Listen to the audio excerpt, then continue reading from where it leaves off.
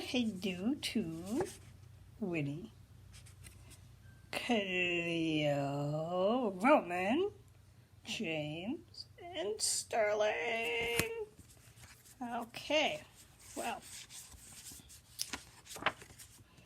before I read this story to you, I'm going to go over some of these words. And one of the words is one, and it is Monday, D-A-I, and I was very happy to talk with most everybody yesterday, because yes, it was Father's Day. So, let's see. I have a big dog in my story. Oh, where's my word dog? Well, but it's kind of a little story today. And after we go through these words, I am going to be reading the story. And do you guys know the name of the dog? It's Scooby-Doo. He is not a cat. He is a big dog. And he likes to jump down sometimes. He likes to go out in the yard. Or he likes to go in. I think here he's going to go in a museum. And he will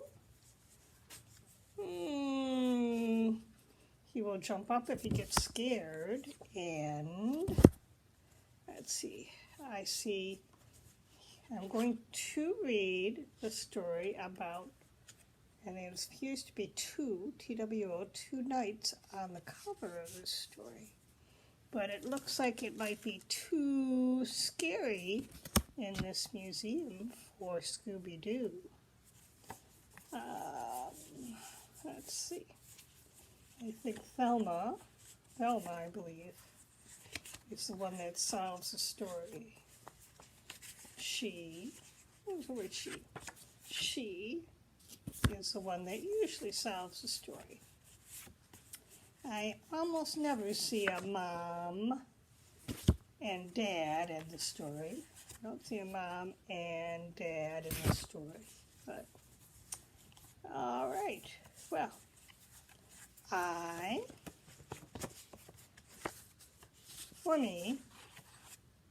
me and I love you, and I am going to start reading the story.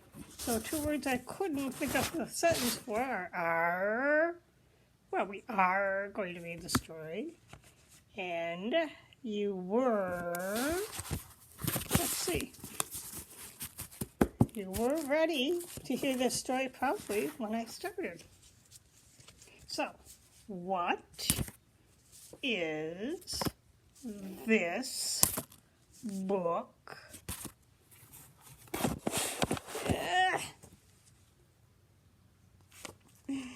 It is a story about the dog named Scooby-Doo.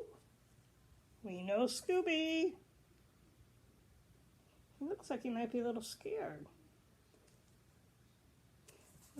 One thing we know about Scooby and Shaggy, they love to eat and they get scared very easily.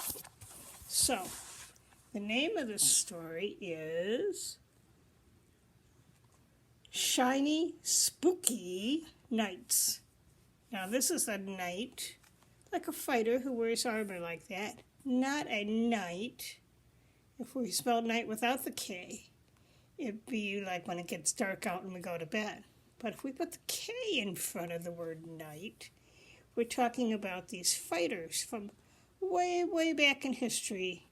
They would wear the armor and they would have big swords and they would fight. And they were called knights. So,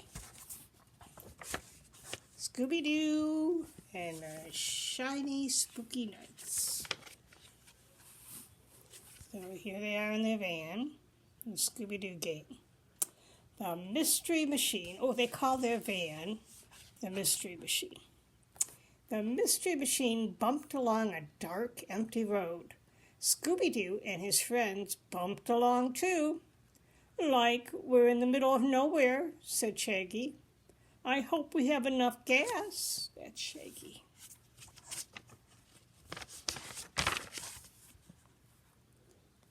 All at once, the van stopped. "Uh-oh," said Scooby. "Zoinks," said Shaggy. "We are out of gas." "No," said Fred. He checked under the hood. "It's engine trouble. We have to call a tow truck." Uh-oh. Velma and Daphne looked around. Where could they find a telephone? "Look!" Scooby cried, and pointing down the road. "Oh, I hope it's a house," Velma said, "so we can use the phone." "And the fridge," said Shaggy, who's always hungry. The gang walked towards a light, and the light grew brighter.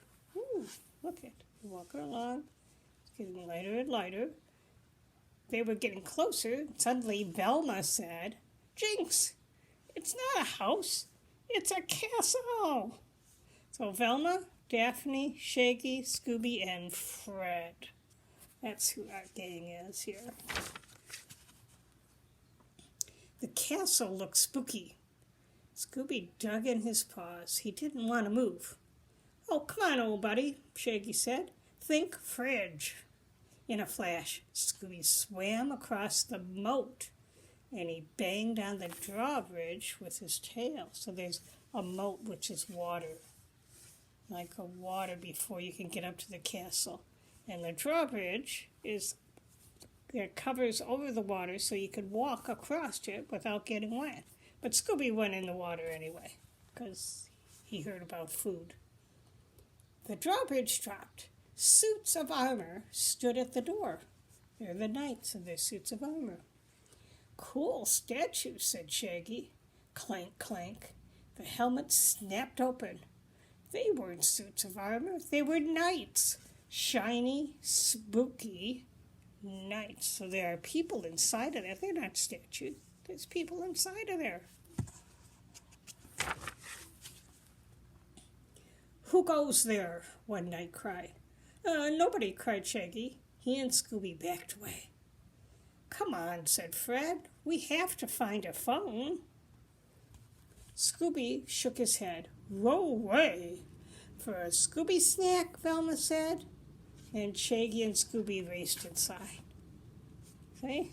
They love food more than they're afraid of the spooky nuts. Ooh, look inside. There's a big wheel thing with candles on it. Looks kind of spooky. It does. Inside the castle, a chandelier, that's what that is, swung back and forth. Creak, creak. "That's funny," said Daphne. "There's no breeze. What is making that chandelier move?" "Roast," Scooby said to Shaggy. "Ghost." He can't say his G's very well. "Ghost," Shaggy said, and as a strange man rushed into the room. Oh, he is a strange-looking guy. The man opened his mouth to speak. Scooby stared at his sharp, pointy teeth. "Ooh, ring," said Scooby. "He's a vampire," Shaggy cried. Shaggy and Scooby ran, but the vampire ran too. Ooh, look at that, he's chasing them. "Like since we're running," Shaggy said, "let's run to the kitchen." "Yeah, where?" said Scooby.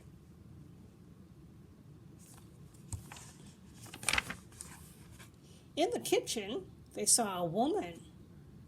She was stirring a giant pot that bubbled over a fire. "A witch," said Shaggy. "What do you guys think?" "Ooh, that does look like a witch." "You two are perfect," said the witch. "Just what I need." "No way," said Shaggy. "We're not part of your spooky recipe."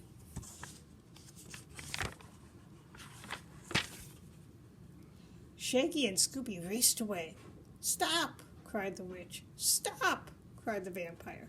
They chased Shaggy and Scooby down the stairs to a dark dungeon. Ooh. Shaggy and Scooby backed into a corner. What's in that corner? Suddenly, a mummy leaped up. "Time is up," he shouted.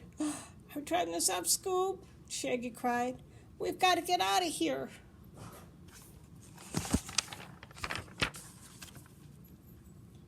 They raced up the stairs. See? Oh, we knew those two words. They ran down the stairs, D-O-W-N, down the stairs. Now they raced up the stairs.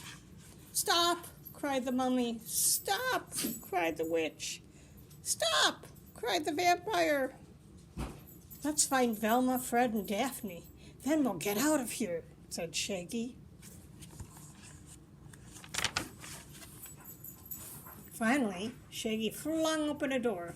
Down below they saw monsters and zombies and ghosts. Look at zombies, ghosts, some kind of monster, ogre or something. Wow.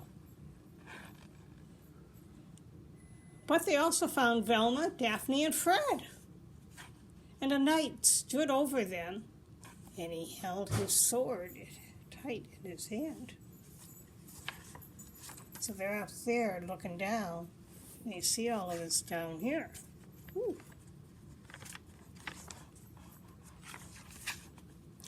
There's that chandelier. What is he going to do?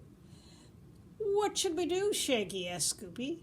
Just then the vampire, witch, and mummy leaped beside them. "Rump," said Scooby. I believe that's jump. "Jump!"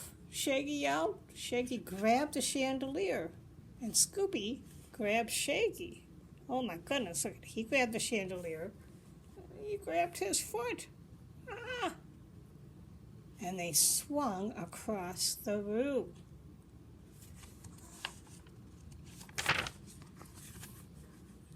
Shaggy and Scooby dropped to the floor, right on top of the knight. "My sword!" the knight cried. "Grab it, Fred!" Shaggy shouted. Fred scooped it up, but then he gave it back to the knight. What? Look at that, he grabbed it and then gave it right back to the guy. Scooby his eyes. He was afraid to look. "Relax," Velma said. "The knight is going to cut the cake." What? Velma stepped out of the way. Now Shaggy could see it was a party cake. Ooh, boy, that's a very big cake, isn't it? "It's a costume party," Velma said. "But," said Shaggy, "what about the ghost and the chandelier?" "I was pulling a string," said the vampire, "to move the chandelier into place. And the witch's potion," Shaggy said. "Oh, that's punch," said the witch. "I wanted you to try the punch." Oh, there they all are, but now we know they're in a costume. And the mummy's warning, "Time is up." Well, the mummy smiled. "Well, my nap time was over." "But you chased us," said Shaggy. "Sure," said the vampire, "to invite you to the party." Oh, we knew that all along, right, Scoob?" said Shaggy. "We were just acting." Scooby looked around at all the smiling faces. He stood up and he bowed and he said, "Scooby-Dooby-Doo." "Would you like to use the phone now?" asked the knight. "Oh, no rush," said Shaggy. "How about some cake?" Ooh. And that's the end of their adventure. Scooby-Doo and the gang trapped in the spooky castle. But it was just a fun party. Well, that's a short story today compared to some of our others. But I have gone through all this whole stack of books here. see. Oh, wait a minute. I can't get this on the camera.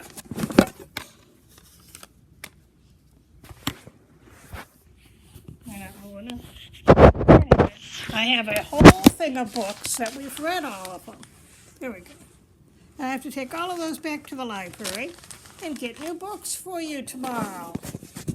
So tomorrow I will have some new books and I will probably read them in a couple of days. I've got to go over them first. And then we will hear some more stories.